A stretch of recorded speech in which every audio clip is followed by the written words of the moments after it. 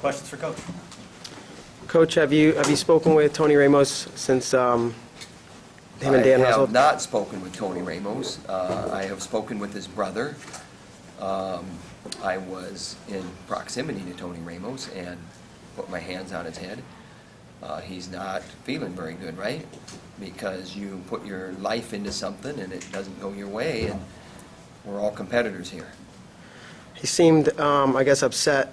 Just in here, he was in here a few minutes ago with the situation here and how it was handled and who was going to coach who. And I guess, when was that stuff discussed amongst you guys about if this happened, who would be where? This is a situation that I am just aware of his comments. All right, first of all.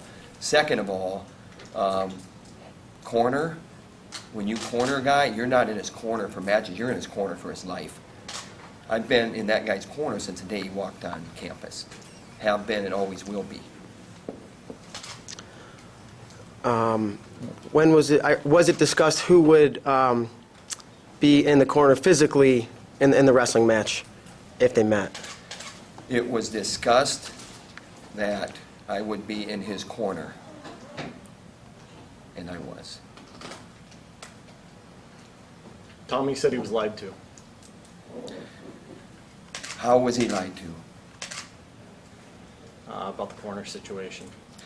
I don't see it that way. Here's what I see. I see two guys after the same thing. They're both Hawkeyes. They're both vital to our program. Because of the Hawkeye Wrestling Club, they've had opportunities to pursue something that's the pinnacle of the sport. And when you're talking about things that maybe unravel a little bit, maybe it's easy to go the sour grape route. All right, maybe that's easy.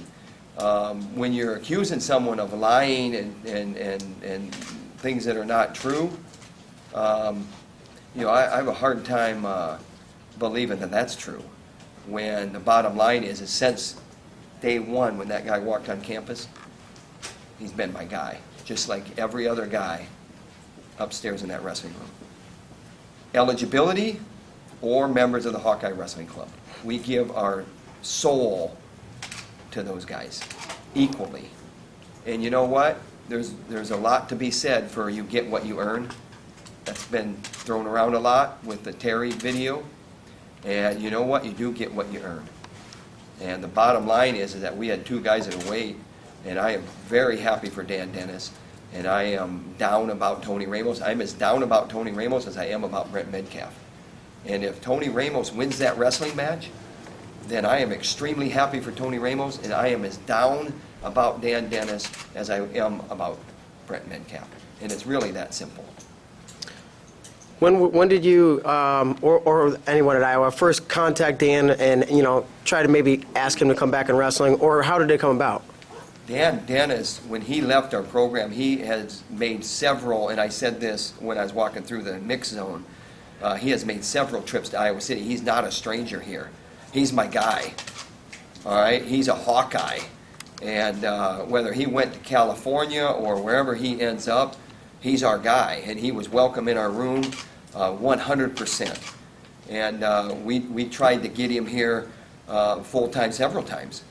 And, he just felt like it was something that he had to do to get into coaching. And then he got committed. He started developing relationships like coaches do. It was hard for him to leave California. All right, but you know what? Every 4 years there's the Olympic Games. And 2016 came around and he had an opportunity. Do you think for Tony the proximity to losing is kind of, the emotions are so raw, do you think that's contributing to his comments a little bit? I can't speak for him, but I know he's hurting. But I don't know what reasons there are for that. That's not something that I focus on. I focus on the message to Tony Ramos is, it's come talk to me. All right, I haven't even talked to him. I got ambushed here. But I'm calm and I'm cool because the message is that, you know what? I'm in your corner. It's more about being in the corner of a match. It's about being, with you every step of the way. I mean, when I think of Tony Ramos, I don't think of, the Rio 2016 trials. I think of a whole host of emotions come in. Yeah. And it's about development and the things that he should be really proud about.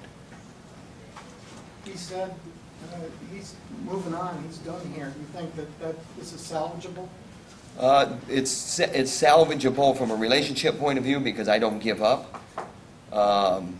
But, this is not the first time that I've heard that he would like to go and coach closer to the Chicago area. So it's not the first time I've heard that. He's a valuable commodity as a coach. I mean, there's programs out there that Tony Ramos is good with kids. He's good with his coaching. He's good with mentorship. And that's one of the reasons why when our guys graduate and they're at that level, not all of them stick around. And there's a reason why they don't stick around, and then there's a reason why the ones stick around. It's because we make it easy for them to stick around. He was an asset to us. He's a mentor. He's a big part of our program. We call it an extension of our coaching staff. The NCAA rules say they're not coaches. They can't be coaches, but they can still be an extension of our coaching staff just because they're rubbing elbows with our eligible guys every day. That's the genius of the Hawkeye Wrestling Club, and that's the genius of these clubs around the country. And you know who pioneered that? The University of Iowa with Roy Carver and Gary Kurtelmeyer and Dan Gable. That's who pioneered that.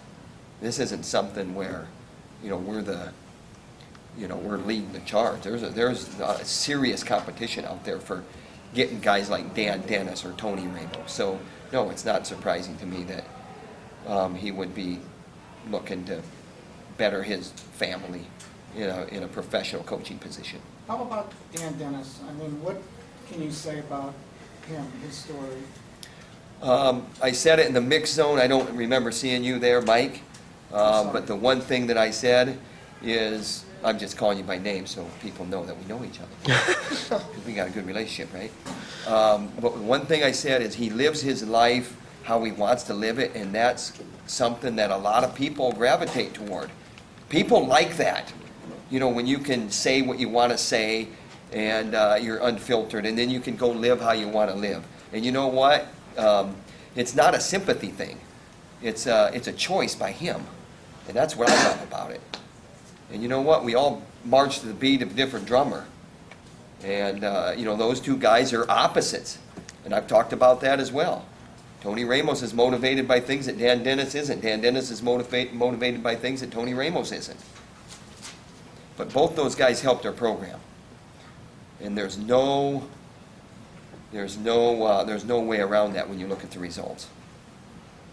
Results of our guys at those two guys' particular weight class. And I'm talking specifically Corey Clark and Thomas Gilman. And then Brandon Sorensen and on up the lineup because mentorship spreads. Would you like, Tony seemed to say that other athletes in the Hawkeye Wrestling Club, other coaches, maybe favored Dennis at times as well, that Terry was the one that was kind of on his side. Have you seen anything like that? And I this don't is the see first- anything like that. I know that our coach, here's the great thing about having the Hawkeye Wrestling Club is you got elite athletes, and there's not 40 elite athletes in there. There's in our case, there's 5, and one of them had double knee surgery. All right, and so we had 4 guys in this tournament, and what happens is our coaches, they gravitate towards certain guys. And Terry's responsibility became Metcalf and Ramos. My responsibility was more Telford and Dennis. And then Morningstar factors into it.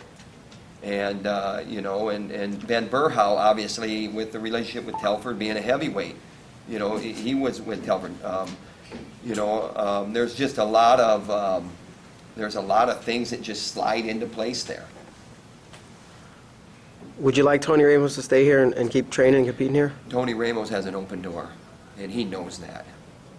And that's maybe my emotion and appeal, but hey, I'm not going to talk to Tony Ramos through this doggone press conference. I'm answering your questions because Chris Brewer came up with an ambush, and here I am.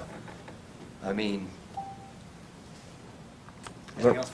Just one question. Learning all this, when will you reach out to Tony? Will you reach out to Tony? I'll reach out to him as soon as possible. I mean, when I'm walking upstairs and I get Yeah, my phone, of wherever it course. is, it's not here. I spoke to his brother. this, being upset. It's a competitive thing we do here. Extremely competitive and extremely personal. So, but, let's move on. Appreciate it, Coach.